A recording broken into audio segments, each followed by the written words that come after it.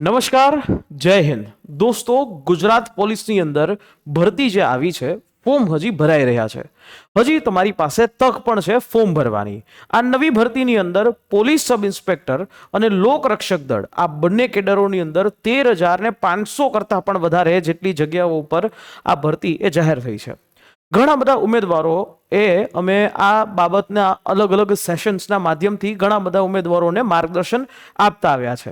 ઘણા બધા ઉમેદવારોએ નીચે કોમેન્ટ બોક્સની અંદર જે પ્રકારના પ્રશ્નો પૂછ્યા હોય એમાંનો એક સરસ પ્રશ્ન હતો કે શું તમને તમારા જિલ્લાની અંદર પોસ્ટિંગ મળી શકે?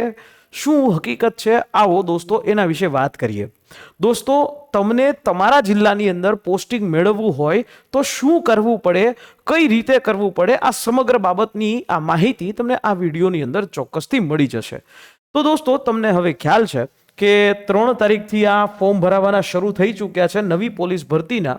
જે નવી પોલીસ ભરતી છે એમાં આ વર્ગ 3ની બિન પોલીસ સબ ઇન્સ્પેક્ટર હથિયારધારી અને બિન હથિયારધારી અને એવી જ રીતે પોલીસ ભરતી બોર્ડ અંતર્ગત જે લોકરક્ષક દળ કેડર છે એની અલગ અલગ જગ્યાઓની ભરતી જાહેર કરવામાં આવી છે। અને અહીંયા ફોર્મ ભરવાની છેલ્લી તારીખ છે 23 તારીખ 23 ડિસેમ્બર 2025ના રોજ આ ફોર્મ ભરવાની આ તમારી છેલ્લી તારીખ છે। રેડી?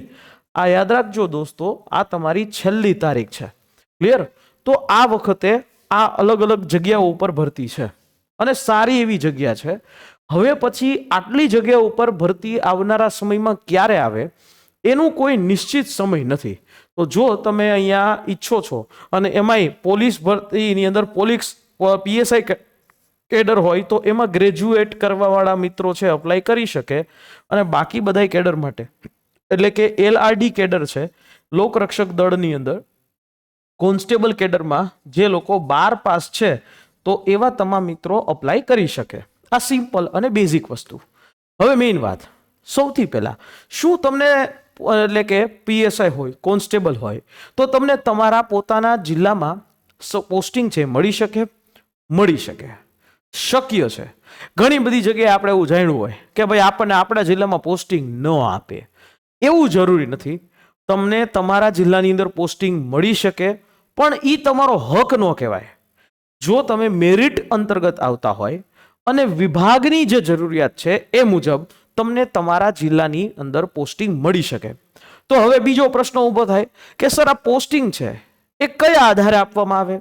પોસ્ટિંગ જે છે એ તમારું જે ફાઇનલ મેરિટ છે, બરાબર, રેન્ક જે તમારો આવ્યો હોય, જેટલું સારો રેન્ક એટલું તમને તમારા જે પસંદગીના જિલ્લાઓ ઉપર પસંદગી મળવાનો, અપોઇન્ટમેન્ટ મળવાનો ચાન્સીસ વધી જાય।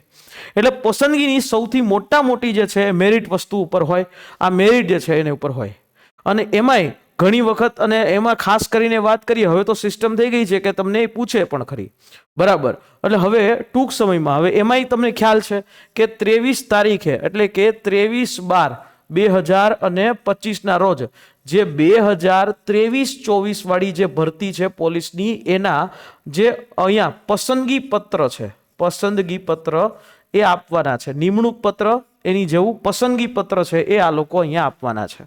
તો આ ઈ વસ્તુ છે અને એમાં સારા માર્ક્સ જેના હશે તો એને પોતાનો જિલ્લો, મનપસંદ જિલ્લો પણ મળી જાય। તો હવે હોમ ડિસ્ટ્રિક્ટના શું એવા નિયમો હોય? પેલું કે ભાઈ તમારો જે મૂળ જિલ્લો જે નોંધાયેલો હોય વિભાગ છે, શક્ય હોય ત્યાં સુધી હંમેશા એવું જ રાખતા હોય છે। પણ હવે આટલા બધા લોકો હોય, જગ્યાઓ લિમિટેડ હોય તો અલગ બધાય પોતપોતાના જિલ્લામાં કામ કરે તો બીજા જિલ્લાઓમાં કોણ કામ કરશે? એટલે પછી વિભાગ છે એ પોતાની રીતે નિર્ણય છે એ લેતું હોય છે, બરાબર। પણ બને એટલું વિભાગ થોડુંક સંવેદનશીલ પણ રહે અને થોડું જે છે એ પોતાની જરૂરિયાત મુજબ છે એ કામ કરતી હોય છે। ડિપાર્ટમેન્ટની જરૂરિયાત કઈ રીતે હોય કે ક્યાં સ્ટાફની અછત છે, કઈ જગ્યાએ નવા પોલીસ સ્ટેશનો છે અથવા તો યુનિટ શરૂ કરવામાં આવે છે, જ્યાં જરૂર પડે છે, જ્યાં તમારી જરૂર હોય છે ત્યાં તમને પોસ્ટિંગ છે એ આપી શકે છે। પછી એ તમારો જિલ્લો હોય કે ન હોય, તમને એ જિલ્લાની અંદર જવાનું એ થાય। હવે આમાંય શહેરીમાં અને ગ્રામ્યમાં તમે જોવા જાવ તો શહેરી પોસ્ટિંગમાં જોવા જશો તો રાજકોટ છે, વડોદરા છે, જામનગર છે, સુરત છે, અમદાવાદ છે, આ જગ્યાઓ ઉપર ખૂબ સારી એવી જે છે એ પોસ્ટિંગ મળતી હોય છે. એટલે આ જે મેટ્રો સિટી છે જેમ કે અમદાવાદ, સુરત, વડોદરા, રાજકોટ, આ બધા શહેરી પોસ્ટિંગ છે. શહેરી પોસ્ટિંગની અંદર રેન્કિંગ જેનો સારો હોય તો એની પોસ્ટિંગ જે સારી મળી શકે. બીજું, ગ્રામ્ય લેવલ ઉપર જાઓ, તાલુકા લેવલ ઉપર જે છે ગ્રામ્ય પોસ્ટિંગ પણ તમને મળી શકે, પણ એ પછી ધીમે ધીમે મળતું હોય છે. બરાબર. પ્રોબેશન પીરિયડ જે છે એની અંદર તમને ડિસ્ટ્રિક્ટ બાર પણ તમને મૂકી દેવામાં આવે. પછી પ્રોબેશન પીરિયડ એટલે તમારી જે ઇનિશિયલ પોસ્ટિંગ થાય એ ઇનિશિયલ પોસ્ટિંગની અંદર આવું કરવામાં આવે. જેવું ઇનિશિયલ પોસ્ટિંગ પૂરું થયું એટલે તમારી ટ્રાન્સફર છે એ જનરલી કરવામાં આવતું હોય છે. એટલે પીએસઆઈ છે એના માટે ખાસ કે PSI A one type of class 3 ની પોસ્ટ છે, સુપર ક્લાસ 3 તમે એને કહી શકો. બરાબર. અને આખું પીએસઆઈ છે એ આખા રાજ્યવ્યાપી જરૂર હોય.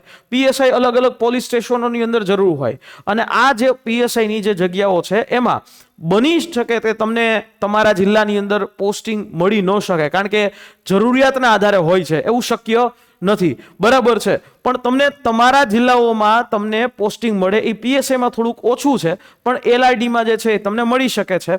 કોન્સ્ટેબલની અંદર હોમ ડિસ્ટ્રિક્ટ પ્રેફરન્સ છે એ થોડુંક વધારે જોવા મળે છે. ખાસ કરીને મહિલા ઉમેદવારો છે એ અરજી કરે છે તો એમને મહિલા ઉમેદવારોને થોડી એ રાહત છે એ પણ મળતી હોય છે.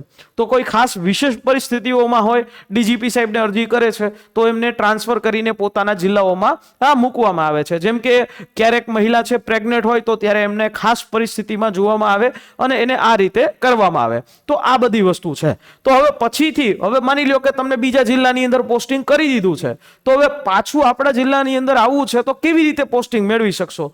બે રીતે. એક તો મ્યુચ્યુઅલ ટ્રાન્સફર દ્વારા અને એક તો તમારી ટ્રાન્સફર દ્વારા. ડિપાર્ટમેન્ટ ટ્રાન્સફર કરે તમારી સર્વિસ પછી, તમારી જગ્યા ખાલી છે કે ક્યાં છે, કઈ રીતે છે, તમારી સિનિયોરિટી છે, કેટલા વર્ષની સર્વિસ થઈ છે, એના આધાર ઉપર તમે ટ્રાન્સફર કરાય. અને જે મ્યુચ્યુઅલ ટ્રાન્સફર હોય તો એમાં બીજી જગ્યાએ તમારે જે જગ્યાએ જવું છે એ બંને લોકો એકબીજાની રાજી ખુશીથી, સહમતિથી ડિપાર્ટમેન્ટને અરજી લખીને કહે કે ભાઈ અમે મ્યુચ્યુઅલી ટ્રાન્સફર થવા માટે રેડી છીએ, તો આવી મ્યુચ્યુઅલ ટ્રાન્સફર પણ થઈ શકે. ટૂંકમાં તમને તમારા જિલ્લામાં પોસ્ટિંગ મળી શકે પણ ખરી અને ન પણ મળે. એમાં એવું નથી તમારો હક ન કહી શકાય. તમારું મેરિટ હોય, હોમ ડિસ્ટ્રિક્ટમાં કેટલા લોકોની જરૂરિયાત છે એ પ્રમાણે પોસ્ટિંગ મળે. આની અંદર કોઈ ગેરંટી ન હોય. બરાબર. પણ કોન્સ્ટેબલમાં થોડી પોસિબિલિટી છે હોમ જિલ્લાની મળવાની વધી જાય, પીએસઆઈમાં થોડીક ઓછી મળે. બરાબર. રાજ્યવ્યાપી હોય આખી પોસ્ટિંગ છે, પીએસઆઈમાં થોડુંક જરૂરિયાત વધારે હોય છે. તો આ રીતે તમને તમારા જિલ્લાની અંદર પોસ્ટિંગો છે એ મળવા પાત્ર છે. જો અત્યારે હાલ પીએસઆઈની અંદર જે રનિંગ એ આવનારા 1 મહિનાની અંદર આવી જવાનું છે, 15 તારીખ બાદ રનિંગ થવાનું છે. જો તમે રનિંગની અંદર તમારા પ્રોબ્લેમ્સ છે એ અનુભવતા હોય, ખાલી તમારી રીતે તમે રનિંગ કરશો તો રિઝલ્ટ ન પણ આવી શકે. અને એના માટે જ લક્ષ્યમ એકેડેમી દ્વારા રાજકોટ ખાતે સૌરાષ્ટ્ર યુનિવર્સિટીના ગ્રાઉન્ડ ખાતે તમામ રનિંગની આખી પ્રેક્ટિસ અને એ પણ એક્સપર્ટ કોચ દ્વારા એ ફ્રી કરી દીધી છે. તમારે આવવાનું છે, તમે એની પ્રેક્ટિસ કરી શકો છો. અને એના માટે સિમ્પલ વસ્તુ છે તમારે કે આ આખી વસ્તુ ફ્રી કરી દીધી છે. આ નંબર છે ને એના ઉપર એક નાનકડું રજિસ્ટ્રેશન કરાવી દેવાનું છે.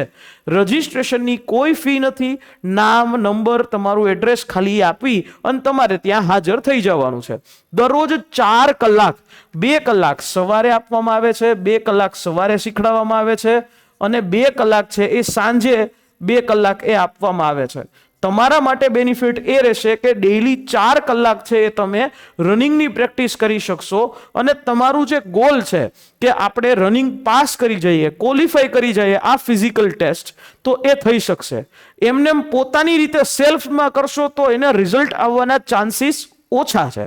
જો તમે ગાઈડન્સથી કરશો, અને એ ગાઈડન્સ તમારે 1 રૂપિયો નથી આપવાનો, અમે જે છે એ કોચ હાયર કર્યા છે અને એ તમને શીખવાડશે, તો તમે એનો લાભ ચોક્કસથી લઈ શકો છો. રાજકોટના તમામ મિત્રો હોય એ આનો લાભ ચોક્કસથી લઈ, અને જો અત્યારથી જ તમારે લેખિત પરીક્ષાની તૈયારી પણ શરૂ કરી દેવી જોશે. અને લેખિત પરીક્ષાની તૈયારી કરવા માટે તમે અમારા લક્ષ્યમ એકેડેમીના કોર્સિસ છે એમાં જોડાઈ શકો છો. આની ઉપર માહિતી લેવા માટે અમારી હેલ્પલાઇન નંબર 9429077607 છે, એના ઉપર તમે કોલ કરી શકો છો અને સમગ્ર માહિતી લઈ શકો છો. ફરી પાછા મળીએ નેક્સ્ટ સેશનની અંદર. ત્યાં સુધી મને રજા આપશો. જય હિન્દ, જય ભારત.